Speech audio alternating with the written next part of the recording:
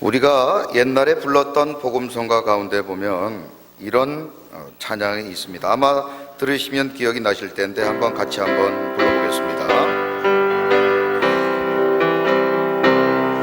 이 풍진 세상을 만났으니 우리 할 일이 무엇인가. 믿음과 소망과 사랑 중에 제일은 사랑이라. 영예여 서로 사랑하자. 우리 서로 사랑하자. 사랑의 주님 계명 지켜 힘써서 사랑하자. 아멘. 참 예전 찬양들은 어찌 보면 요즘에 그 기교나 기술로 보자면 좀 덜 세련돼 보이고 좀 그런 노래 같지만은 그 찬양의 가사들이라든지 그 곡조를 가만히 우리가 읊조려 보면은 우리가 그렇게 은혜가 되는 줄로 모릅니다. 자, 그런데 이 찬양의 가사를 요즘 우리 교회가 성령바람, 전도바람이 불고 있어서 이 전도라고 하는 측면에서 한번 이 가사를 한번 바꿔보았습니다. 자, 이번에는 우리가 전도하자 하는 그 결단을 가지고 이 찬양의 가사를 한번 우리가 생각해 보면서 같이 한번 불러봅니다. 교회의 사명은 영혼 구원. 우리 할 일이 무엇인가. 사명을 받은 자 사명 중에 제일은 전도이라. 형제여 형제여 서로 전도하자. 우리 서로 전도하자. 사랑의 주님 계명 지켜 힘써서 전도하자. 아멘. 자, 옆 사람 보고 이렇게 축복합니다. 힘써서 전도합시다. 자, 아직까지는 아침 저녁으로 쌀쌀하지만 낮에는 완연한 봄 기운이 느껴지고 있습니다. 이렇게 봄이 되면 농사 짓는 농부들은 밭에 나가서 밭을 일구고 또 그 밭에다가 씨를 뿌리게 되죠. 우리가 그런 모습을 보면서 우리도 지금은 복음의 씨를 뿌려야 되겠구나, 이런 결단과 그런 생각을 해야 될 줄로 믿습니다. 뿌려야 거둡니다. 같이 한번 따라해 보시죠. 뿌려야 거둡니다. 그렇습니다. 봄이 되고 이제 땅을 일구고 난 다음 그곳에 씨를 뿌려야 우리는 가을에 풍성한 열매를 맺게 되는 것입니다. 복음의 씨앗, 믿음의 씨앗, 말씀의 씨앗을 뿌려서 우리 서광의 성도님들도 100배, 60배, 30배 열매 맺는 그런 축복의 주인공들이 다 되시기를 다시 한번 주님의 이름으로 부탁드립니다. 우리는 계속해서 마음의 밭에 대해서 생각하고 있습니다. 지난주에는 돌과 같은 마음, 돌밭과 같은 우리의 마음을 어떻게 하면 옥토로 바꿀 수 있을까의 말씀을 드렸습니다. 저는 바로 근데 우리 서광의 성도님들의 마음의 밭이 옥토가 되시기를 주님의 이름으로 축원합니다. 여러분의 마음밭에도 100배, 60배, 30배 열매 맺는 그런 인생들이 되어야 되지 않겠습니까? 비록 우리의 마음이 길가 같은 마음, 또 돌밭 같은 마음, 또 가시밭 같은 마음이라 할지라도 우리의 마음이 옥토가 되어 언젠가는 옥토가 되어 풍성한 열매를 맺는 그런 인생과 삶을 살아가야 될 것입니다. 인생에서 그래서 가장 중요한 것은 뭐니 해도 육신이 아니고 마음이다, 이런 생각을 해봅니다. 아무리 몸이 건강하고 아무리 몸이 여기에 있어도 우리의 마음이 딴 곳에 가 있고 우리의 마음이 병들면 아무 소용이 없다는 것이죠. 지금 옆에 있는 분들 얼굴 한번 보시기 바랍니다. 옆 사람 누가 앉아 있는지 얼굴도 한번 보시고, 자, 옆 사람 보면서, 자, 그 사람 보면서 지금 몸은 여기 와 있는데 그 사람 마음도 여기 와 있습니까? 한번 물어봐요. 마음도 여기 와 계십니까? 아닌 것 같아요. 아닌 것 같아. 아닌 것 같아. 그냥 몸만 와 있지 그냥 마음은 딴 데가 있는 것 같아요. 여러분 그렇습니다. 몸은 어디 있는지 모르지만 여러분 마음이 어디에 있느냐가 참 중요한 거 아닙니까? 같은 이불 덮고 자는 부부들도 딴 꿈을 꾸듯이 이곳에 같이 앉아 있지만 어떤 사람은 이런 생각, 어떤 사람은 또 저런 생각하고 있다는 것이죠. 그러므로 마음도 중요하지만 여러분 몸도 중요하지만 마음은 더 중요한 줄로 믿습니다. 무엇을 하든지 그래서 마음을 담아서 해야 됩니다. 진심은 통하는 법입니다. 마음을 다해야 합니다. 그래서 몸의 건강도 중요하지만 무엇보다 마음의 건강이 중요한 것이죠. 그래서 지혜의 책 잠언에는 4장 23절에 보면 하나님께서는 우리의 마음을 다음과 같이 관리하라고 말씀합니다. 같이 한번 읽어봐요. 시작. 무릇 지킬 만한 것 중에 더욱 내 마음을 지키라.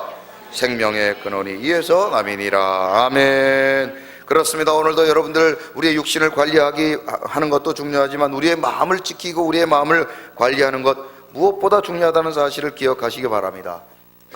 그러므로 오늘 우리의 마음이 옥토가 되어야 합니다. 길가 같은 마음, 돌바밭 같은 마음, 가지밭 같은 마음을 옥토가 되도록 우리의 마음밭을 고쳐야 됩니다. 그런데 안타깝게도 많은 사람들은 자신의 마음이 옥토라고 착각하고 살아가요. 자신의 마음이 길가 같은 마음이고 돌과 같은 마음이고 가시밭과 같은 마음에도 불구하고 자신의 마음이 옥토라고 그렇게 생각한다는 것입니다. 마음만 먹으면 얼마든지 열매 맺을 수 있는 마음이라고 그렇게 생각합니다. 자신의 마음에는 별로 문제가 없고 다른 사람의 마음에만 문제가 있다고 생각하죠. 그래서 외모를 꾸미는 일에는 열심을 다하지만 정작 자신의 마음을 관리하는 일에는 게으르고 무관심하다는 것입니다.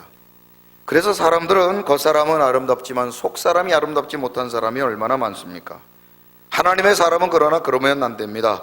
하나님의 사람들은 겉사람보다 속사람이 더 아름다워야 하는 것입니다. 얼굴보다 마음이 더 예뻐야 하듯이 나이가 들어가면 들어갈수록 우리의 겉사람은 약하여지고 아름답지 못하여지지만 하나님의 사람들은 나이가 들수록 우리의 속사람은 더 강건하고 더 아름다워져야 한다는 것이죠. 그래서 사도 바울은 고린도후서 4장 16절에 보면 우리 인생이 가면 갈수록 나이가 들어가면 갈수록 이런 목표를 가지고 살아가라고 우리에게 권면합니다. 자, 같이 한번 읽어보십니다. 시작. 그러므로 우리가 낙심하지 아니하노니 우리의 겉사람은 낡아지나 우리의 속사람은 날로 새로워지도다. 아멘. 여러분 우리가 거울을 보고 얼굴이 주름살이 늘어가고 머리가 하얘진다고 낙심하고 절망하지 마십시오. 겉사람은 낡아지지만 우리의 속사람은 날마다 더 강건해지고 더 아름다워지는 그런 우리 서광의 성도님들 되시기를 주님의 이름으로 축원합니다. 옆 사람 보고 이렇게 축복합니다. 어떻게 그렇게 마음이 이쁘십니까? 박수며 찬양합니다. 아름다운 마음들이 모여서 주의 은혜 나누며 예수님을 따라 사랑해야지. 우리 서로 사랑해. 하나님이 가르쳐준 한 가지 내 이웃을 내 몸과 같이 미움 같은 시기 질투 버리고 우리 서로 사랑해. 이 다음에 예수님을 만나면 우리 뭐라 말할까. 그때는 부끄러움 없어야지. 우리 서로 사랑해. 하나님이 가르쳐준 한 가지 내 이웃을 내 몸과 같이 미움 같은 시기 질투 버리고 우리 서로 사랑해. 아멘. 우리 서광의 성도님들의 마음이 옥토가 되시기를 주님의 이름으로 축원합니다. 겉사람보다 속사람이 더 아름다워지시기를 주님의 이름으로 축원합니다. 오늘은 우리 마음의 4가지 밭 가운데 3번째 밭인 가시밭 마음에 대해서 살펴봅니다. 자, 오늘 본문 7절 말씀 다 같이 한번 읽어보십니다. 시작. 더러운 가시떨기 위에 떨어짐에. 가시떨기라고 하는 이 나무는 성경에 가시 혹은 가시떨기라고 기록되어 있는데 이 팔레스타인 지역에 아주 흔히 볼 수 있는 잡초에 해당하는 풀입니다. 사계절 내내 자라며 그 생명력이 강해서 조금만 땅을 개간한 곳이라면 이 가시떨기가 아주 무성하게 자라게 됩니다. 이 가시떨기는 옥토만 자라는 것이 아니라 길가 같은 밭이나 또 돌밭 같은 마음에도 얼마든지 자랄 수 있는 그런 생명력을 가지고 있습니다. 이런 강한 생명력 때문에 다른 식물들의 수분과 영양분을 다 모조리 빼앗아서 결국 이 가시떨기가 자라는 곳에는 어떤 식물도 열매를 맺지 못한다는 것이죠. 오늘 보면 7절에다 보면 이 가시가 자라서 기운을 막아버린다고 기록하고 있습니다. 기운을 막다라고 기록되고 있는데 이 기운을 막다는 말을 문자적으로 해석하면 목을 졸라 질식해 한다, 어마무시한 아주 그런 뜻을 가지고 있죠. 이 식물의 목을 졸라서 그저 그렇게 질식해서 자라지 못하게 한다, 그런 뜻을 가지고 있습니다. 그런데 여기 기운이라는 이 헬라어 퓨뉴마라고 하는 이 헬라어 단어는 성령이라는 단어를 사용할 때도 퓨뉴마라는 단어를 사용한다는 것이죠. 오늘 본문을 기록하고 있는 마태복음의 저자는 그래서 가시떨기가 자라서 식물의 기운을 막듯이 사단 마귀는 이 영적 가시떨기를 통하여서 우리의 영적 호흡, 성령의 역사를 가로막는다 라는 것을 우리에게 말해주고 있는 것이죠. 사단 마귀는 가시떨기, 영적 가시떨기를 통하여 성령의 역사를 막는다. 시작. 이렇게 멍하게 있다가는 큰일 나는 겁니다. 큰일 나.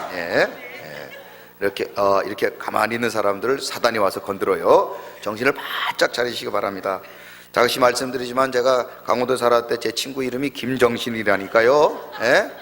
친구 집에 가서 아줌마 정신이 있어요? 없다. 정신이 없다. 아줌마 정신이 어디 갔어요? 정신이 나갔다. 우리가 여러분들 지금 예배를 드리는데 몸은 여기 와 있는데 정신이 지금 나가 있으면 안 됩니다. 자, 사단 마귀는 영적 가시떨기로 성령의 역사를 막습니다. 시작. 네, 우리 속에서 성령이 역사하시고 또 성령이 일하심으로 말미암아 우리는 열매를 맺고 성령의 열매를 맺고 풍성한 100배, 60배, 30배를 열매를 맺고 하나님의 사람으로 거룩한 성도들로 살아가야 되는데 사단 마귀는 우리의 마음속에 영적 가시떨기를 통해서 열매를 맺지 못하도록 한다는 것이죠. 마치 목을 졸라 질식게 하는 것처럼 말이죠. 우리가 풍성한 영적 성령의 열매를 맺기 위해서는 말씀의 영양분을 공급받아야 되는데 사단 마귀는 영적 가시떨기를 통하여서 우리가 말씀을 듣고 은혜 받는 것을 방해한다는 것입니다. 말씀을 들으면 변화가 일어나고 말씀을 들으면 은혜를 받고 말씀을 들으면 능력이 나타나고 말씀을 들으면 열매를 맺습니다. 시작.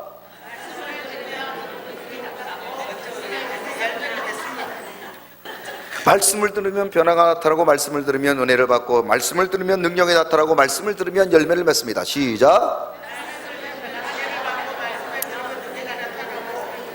아멘이십니까? 여러분 포기하지 마세요. 포기하지 마세요. 여러분들은 능력이 있습니다.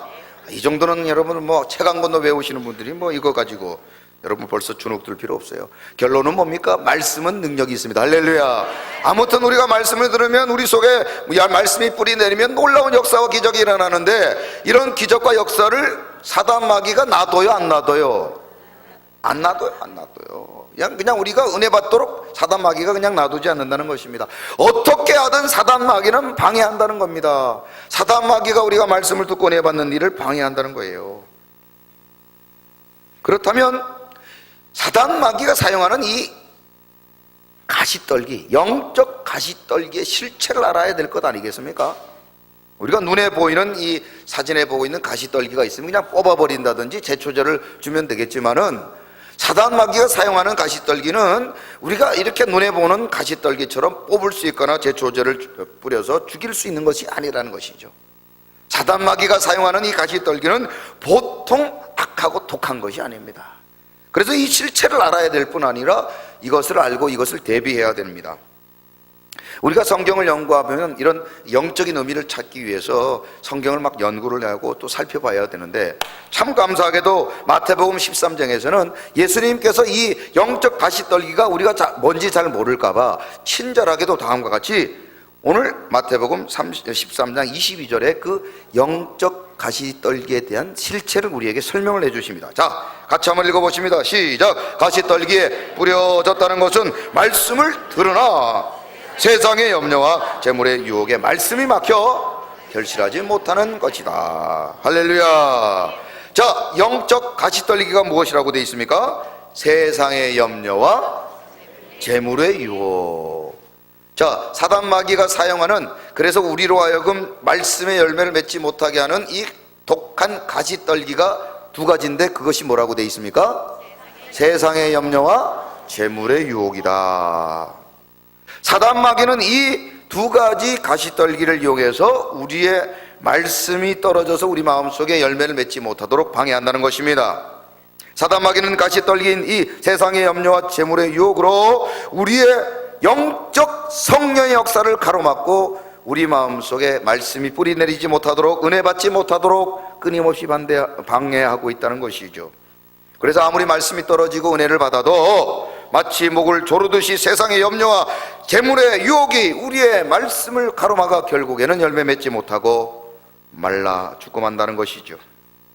그렇다면 구체적으로 이 세상의 염려와 재물의 유혹은 무엇입니까? 오늘은 그 첫 번째 시간으로 세상의 염려에 대해서 말씀을 드립니다. 자, 마태복음 6장 27절 같이 한번 읽어보십니다. 시작. 너희 중에 누가 염려함으로 그 길을 앉아라도 더할 수 있겠느냐. 아멘.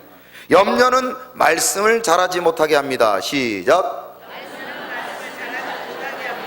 네, 오늘도 여러분 생각해 보세요. 오늘도 말씀을 들으러 왔는데 우리 마음속에 염려와 근심이 있다면 말씀이 들리겠습니까? 안 들리겠습니까? 안 들려요. 그저 앉아있고 눈을 뜨고 있고 귀를 열고 있지만 아무 소리도 안 들리는 겁니다.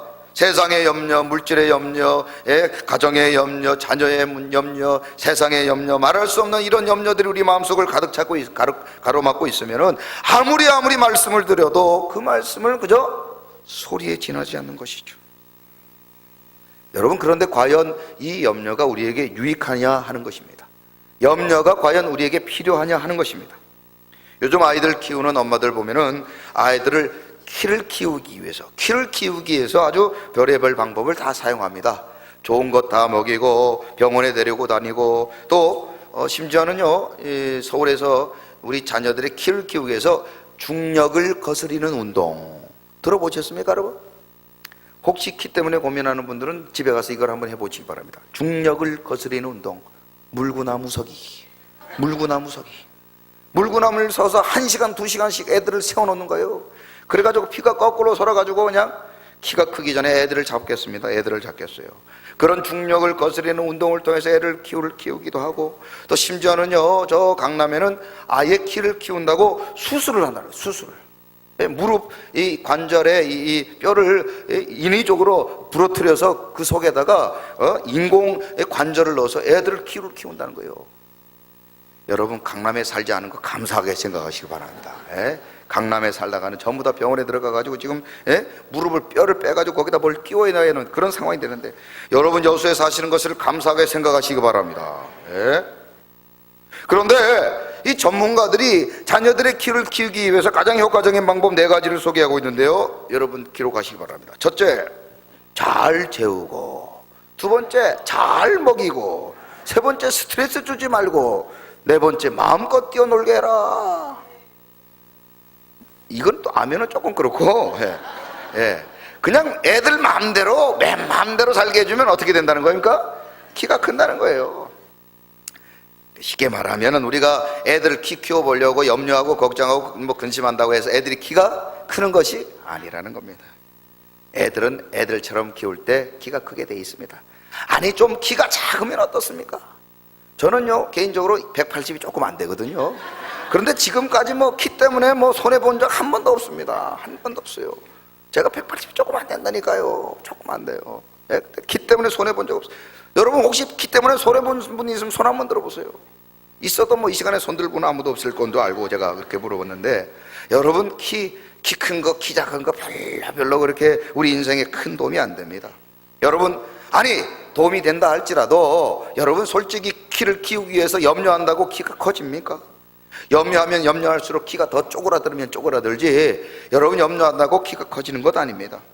인생이 그렇습니다. 뭔가 염려하고 걱정한다고 뭐가 잘 되고 풀릴 것 같으면 밤새도록 염려하고, 지금도 여러분 말씀 듣지 말고 다 같이 시구부터 염려 시작합시다. 그렇게 할 것 같아요. 그러나 염려한다고 무슨 일이 됩니까? 학업도 직장도 사업도 결혼도 심지어 제가 하고 있는 이 목회도 보니까 염려하고 걱정하고 머리 싸맨다고 되는 게 아닙니다. 결론이 뭡니까? 하나님의 은혜입니다. 하나님의 은혜. 하나님의 은혜를 주셔야 됩니다. 하나님이 은혜 베푸셔야 됩니다. 아무리 우리가 머리 싸매고 드러누워 있어도 하나님이 은혜를 베푸지 않으시면 안 되는 것이고, 하나님이 은혜를 베푸시면 한 방에 되는 거예요. 한 방에 되는 거예요. 한번 따라 합시다. 하나님 은혜를 주옵소서. 그렇습니다. 그래서 여러분들 염려, 근심, 걱정이 있다고 여러분 싸매고 그냥 드러누워 있고 여러분들 그냥 예배도 안 나오고 그렇게 골방에 들어가 있을 것이 아니라, 하나님 앞에 나와 염려는 맡기고 하나님 앞에 간구하며 기도하시기를 주님의 이름으로 축원합니다. 하나님이 은혜 주시기를 구하시기 바랍니다. 염려는 그래서요, 하나님이 하시는 것을 우리가 하려고 할 때 생기는 것입니다. 시작. 염려는 하나님이 하시려고 하는 것을 누가 하려고 한다고요? 내가 할 때 생기는 것입니다. 키를 누가 크게 하시는 겁니까? 하나님이 크게 하는 건데 내가 막 키워보려고 하니까 내가 걱정이 되고 염려가 되는 거예요.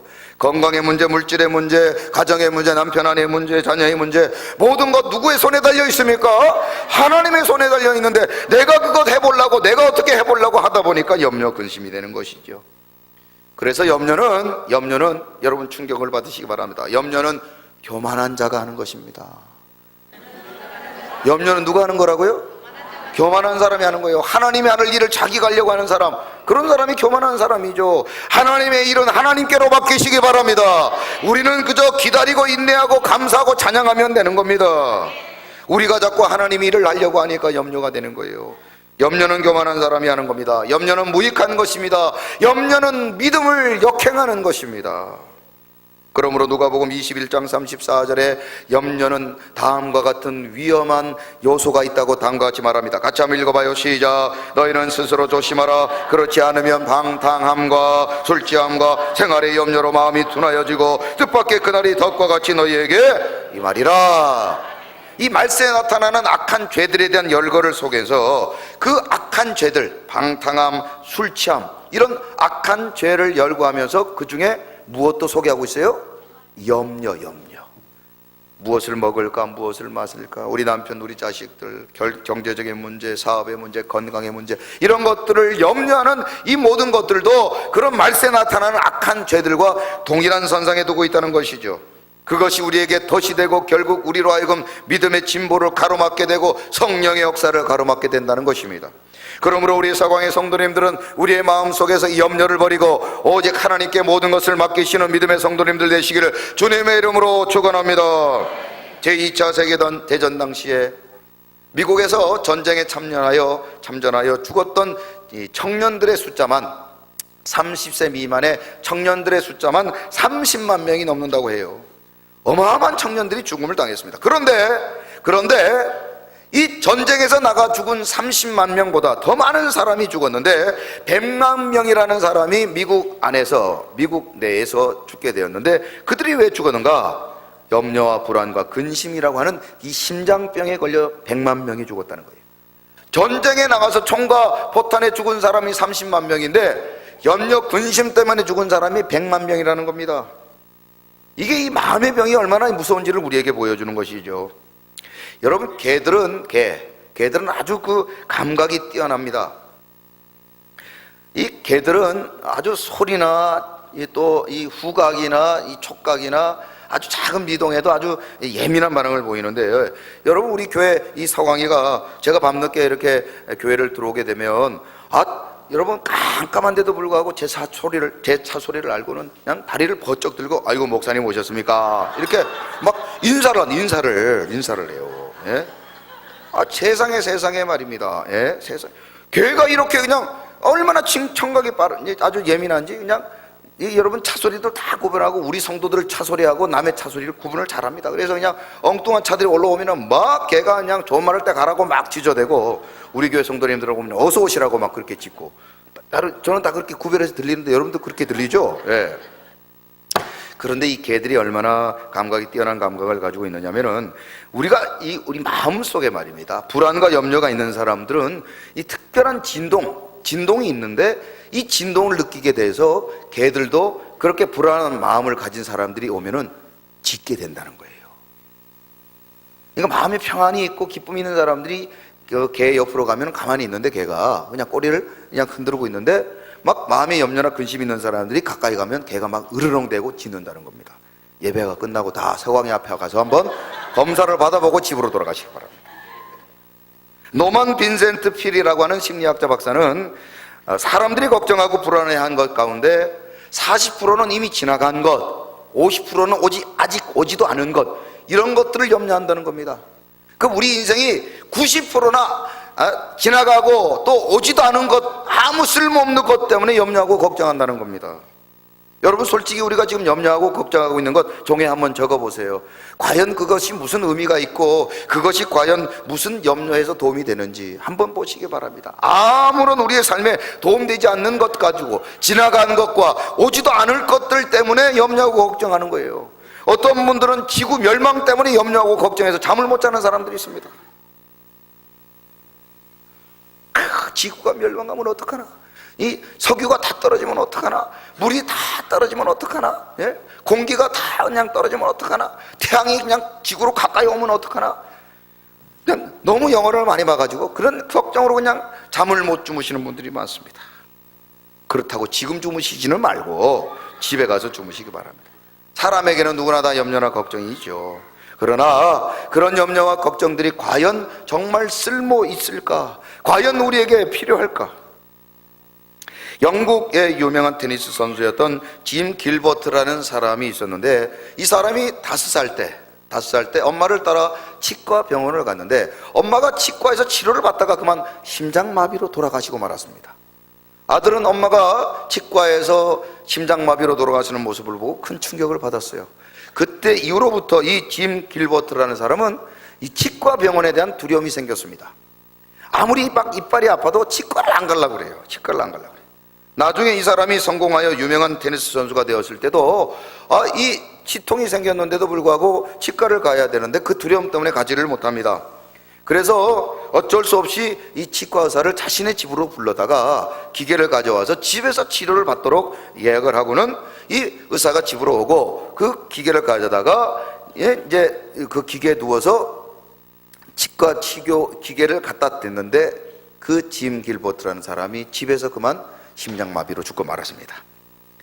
원인을 알고 봤더니 이게 치과 치료 때문에 짐 길버트가 죽은 것이 아니라 앞서 말씀드렸던 어머니가 어릴 때 돌아가신 모습을 보고 그때 생겼던 그 두려움을 해결하지 못해서 그 두려움 때문에 심장마비로 죽어버렸다는 것이죠. 오늘날 이런 삶을 살아가는 사람들이 얼마나 많습니까? 세상의 염려나 근심 때문에 생기지도 않을 일, 이미 지나간 일 때문에 염려하고 근심하고 걱정하다가 오늘 내게 주어진 어떤 삶도 살아가지 못하고 풍성한 열매를 맺지 못하고 그 두려움에 종이 되어 살아가는 많은 사람들이 있다는 것이죠. 그런데 하나님의 사람들은 이 두려움과 염려를 이겨야 됩니다. 우리 마음속에 있는 이 염려의 가지 떨리기를 키워버려야 합니다. 왜냐하면 우리의 하나님이 누구십니까? 우리 하나님은 하늘과 땅을 지으신 분이시며 세계와 그 가운데 모든 것을 지으시고 우리를 사랑하사 독생자 예수 그리스도를 십자가에 내어 죽으시며 또한 우리를 구원해 주신 하나님 아버지이십니다. 그런 하나님이 우리의 아버지가 되시고 성령께서 나와 함께 해 주시며 지금도 하나님께서는 우리와 동행하고 계시는데 우리는 왜 염려와 두려움 때문에 걱정하고 그 공포 가운데 아무것도 하지 못하고 살아가냐 하는 것입니다. 어떤 사람은 건강의 문제 때문에 건강 때문에 내가 건강을 잃어버릴까봐 건강 때문에 기도 못하고 건강 때문에 전도 못하고 건강 때문에 예배를 가지 못하고 건강 때문에 헌신하고 충성하지 못하는 사람들이 있습니다. 여러분들 지금 정말 안타까운 거는요, 정말 건강을 지키기 위해서 주일날도 예배를 안 나오고 막 등산을까지 가는 사람들 보면요, 산에 가서 돌아가시는 분들이 있어요. 산에 가서 돌아가시는 분이 있어요. 우리가 여러분 뭐 건강을 지킨다고 해서 내가 노력한다고 해서 건강을 지킬 것 같으면 여러분들 다 건강을 지키고 이 시간 다 같이 그냥 산에 가서 등산을 해야 됩니다. 그러나 우리가 여러분 건강은 하나님이 주셔야 되는 것입니다. 아무리 우리가 노력하고 좋은 것을 먹고 아무리 우리가 몸 관리를 해도 하나님 은혜 주시지 않으면 한순간에 넘어지고 한순간에 깨어지는 것입니다.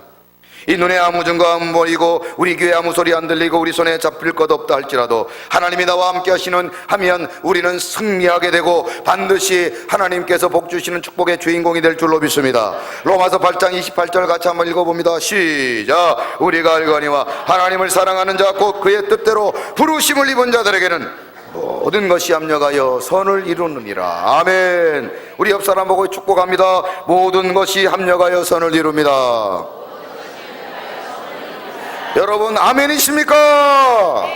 그래서 여러분 어제 고난 고통 중에 있다가도 낙심하지 말고 도리어 하나님이 이런 고난을 통해서 내게 더 큰 은혜를 주신다고 하는 그런 믿음으로 이 고난 가운데에서도 낙심하지 말고 염려하지 말고 두려워하지 않는 우리 성도님들 되시기를 주님의 이름으로 축원합니다. 그러므로 하나님의 사람들은, 특별히 우리 사광의 성도님들은 두려워할 필요가 없습니다. 왜냐하면 하나님이 우리의 아버지가 되어주시고 저와 여러분들을 지금도 눈동자처럼 지켜주시기 때문입니다.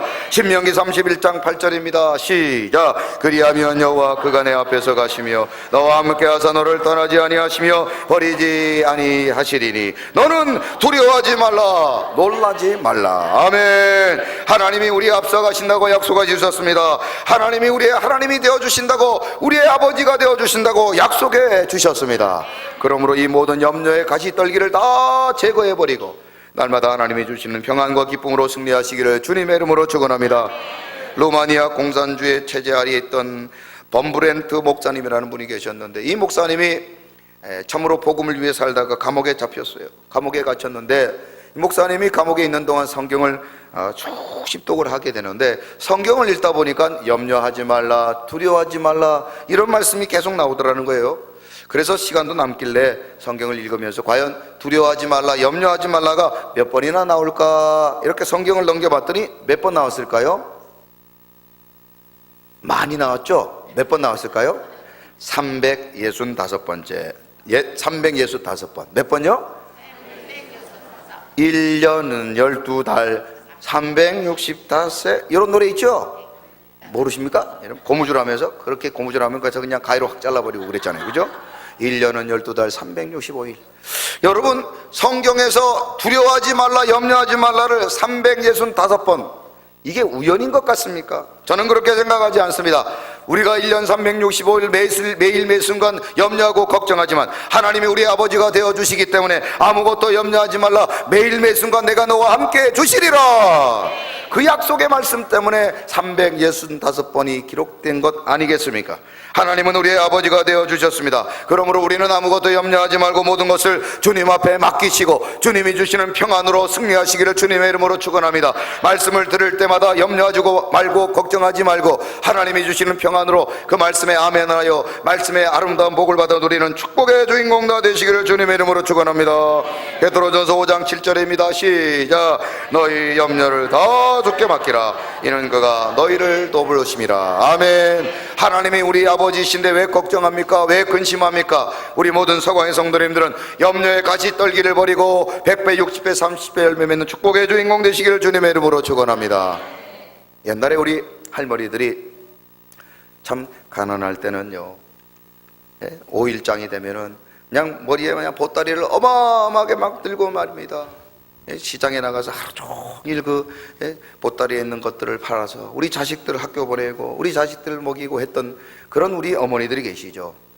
이 어머니가 시골에 사셨던 이 어머니가 이제 마을에, 시골에 버스가 들어오기 시작했어요.